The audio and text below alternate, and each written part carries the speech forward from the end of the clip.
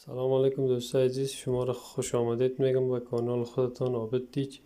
امیدوار هستم که شما خوبان هر جایی که هستین خوب باشین.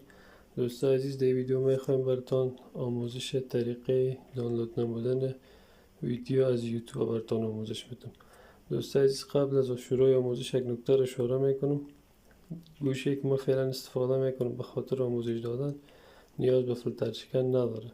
اگر شما از گوشی گلکسی استفاده میکنین میتونین که قبل از اینکه بخواین ویدیو دانلود کنین فیلتر شکن روشن کنین، حتما نیاز نداره.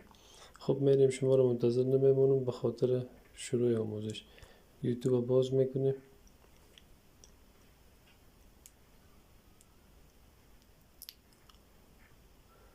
ببینید دوستای عزیز، میخوایم که همه ویدیو رو دانلود کنم. بالای سه نقطه کلیک میکنم،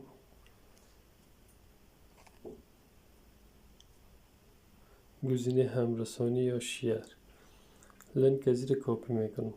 وقتی که لینک از این کپی شد من وارد تلگرام میشم.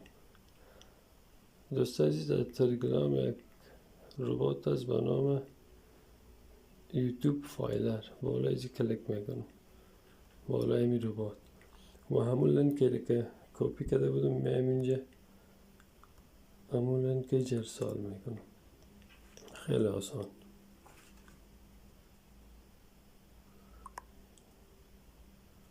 بعد از اینکه لینک ارسال کردم مشخصات همین ویدیو را به ما آورد که با کیفیت 144 240 360 و کدام کیفیتی دانلود شود. همین 720 انتخاب میکنم.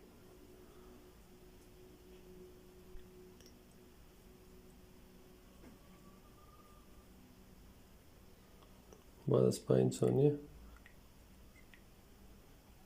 ببینید در حال دانلود. به همین سادگی دوستای عزیز ویدیو ما شما دانلود میشه. اگر ویدیو براتون مفید بود چینل خودتان لایک و سابسکرایب کنید. تا ویدیوی بعدی شما رو به خداوند کریم رحیم میسپارم.